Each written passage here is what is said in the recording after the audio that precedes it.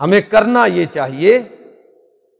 کہ ہم پہلی بات تو یہ ہے کہ خود ہمارے دل کے اندر اسلامی اصطلاحات کی عزت ہونی چاہیے، وہ الفاظ ان کی حرمت ہونی چاہیے۔ میں اکثر یہ جملہ عرض کیا کرتا ہوں کہ خدا کے لیے الفاظ کا صحیح چناؤ کریں۔ بھئی الفاظ کی اپنی عزت ہوتی ہے۔ آپ نے مجھ سے کئی دفعہ یہاں سنا ہوگا، میں کہتا ہوں خدا کا خوف کرے، ہر آدمی علامہ ہے۔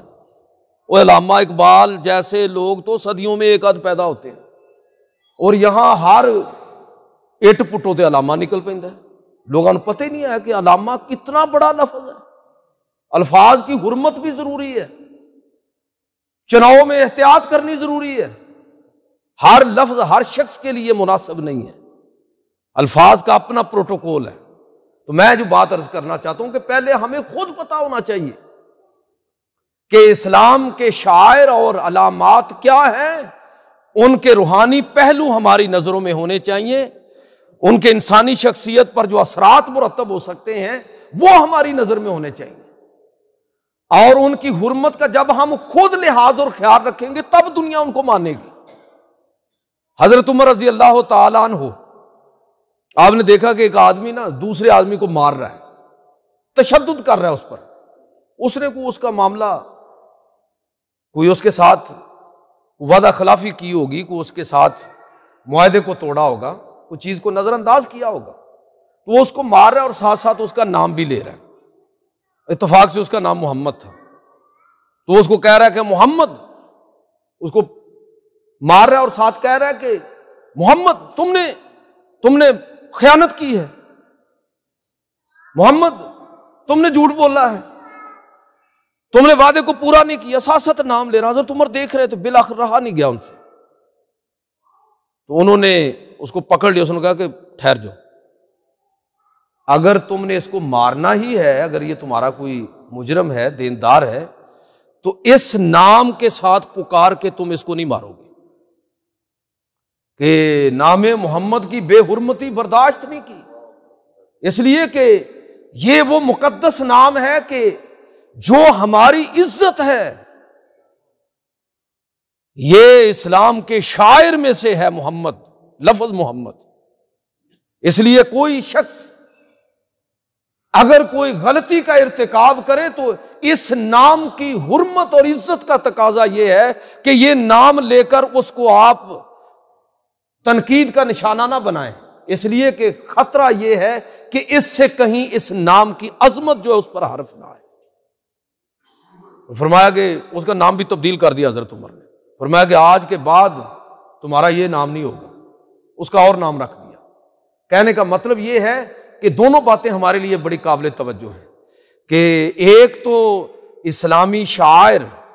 کوئی ایسا عمل نہ ہم سے سرزد ہو کہ اسلامی شاعر کی بے حرمتی ہو۔ جس طرح ہمارے یہاں کئی بیوقوف لوگ، ایک آدمی نے کوئی معاملہ گڑبڑ کیا ہے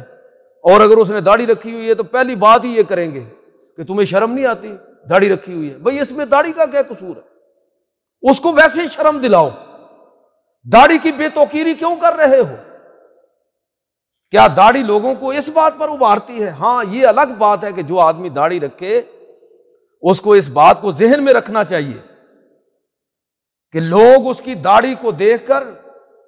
کہیں اس کے عمل کو دیکھ کر سنت رسول صلی اللہ علیہ وسلم کی بے توقیری نہ کر دیں، اس کے اپنے اعمال کو اس کو ٹھیک رکھنا چاہیے۔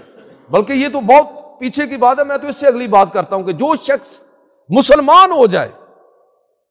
اسلام قبول کر لے، اس کو شرم کرنی چاہیے کہ میں جب خدا کو مان چکا ہوں، خدا کے رسول پر ایمان لا چکا ہوں، تو اب یہ کیسے ممکن ہے کہ میں ملاوٹ کروں، میں جھوٹ بولوں، بددیانتی کروں؟ یہ کیسے ممکن ہے کہ مسلمان ہونے کے بعد یہ سارے اعمال مجھ سے سرزد ہو؟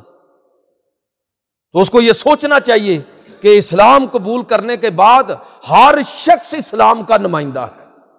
ہر شخص اسلام کا نمائندہ ہے۔ اس کو دیکھ کر لوگ اس چیز کا اندازہ کریں گے کہ یہ مسلمان ہے، اور یہ جو پرفارم کر رہا ہے یہی اسلام ہے۔ اس لیے علامہ اقبال نے بڑی زبردست بات کی کہ یہ شہادت گہے الفت میں قدم رکھنا ہے۔ لوگ آسان سمجھتے ہیں مسلمان ہونا، مسلمانوں کے گھروں میں پیدا ہوئے، کلمہ پڑھا، فوت ہو گئے، ختم شتم پڑھا اور دفن کر دیا اور وغیرہ وغیرہ، بات ختم ہو گئی۔ یہ اسلام ہے؟ یہ تو اتفاق ہے کہ ہم مسلمانوں کے گھر میں پیدا ہو گئے، اس میں ہمارا کون سا کمال ہے؟ ہمارا کمال تو اس وقت آئے گا جب ہم شعوری طور پر پورے ہوش و حواس کے ساتھ اس دین کو سمجھیں گے، اس کو قبول کریں گے، اس کو دریافت کریں گے اور اپنی زندگی پر اس کو لاگو کریں گے، اپلائی کریں گے، تب ہم مسلمان کہلائیں گے۔ تو میرے بھائیوں، یہ شاعر اسلام کی عزت اور حرمت کا اسی وقت پاس ہو سکتا ہے جب میں اور آپ پہلے شعوری طور پر اسلام کو پہچانے، اور اسلام کی علامتیں اور نشانیاں جن سے اسلام پہچانا جاتا ہے، جب ہم خود ان کو سمجھیں گے، ان کی عزت اور احترام لحاظ اس کا کریں گے، تو پھر ہمیں اس پر فخر بھی پیدا ہوگا، پھر ہم دوسروں سے بھی مطالبہ کر سکتے ہیں کہ یہ ہمارے دین کی علامت ہے، یہ شاعر اسلام میں سے ہے، کسی کو یہ حق نہیں دیا جا سکتا کہ وہ ان کی بے توقیری کرے۔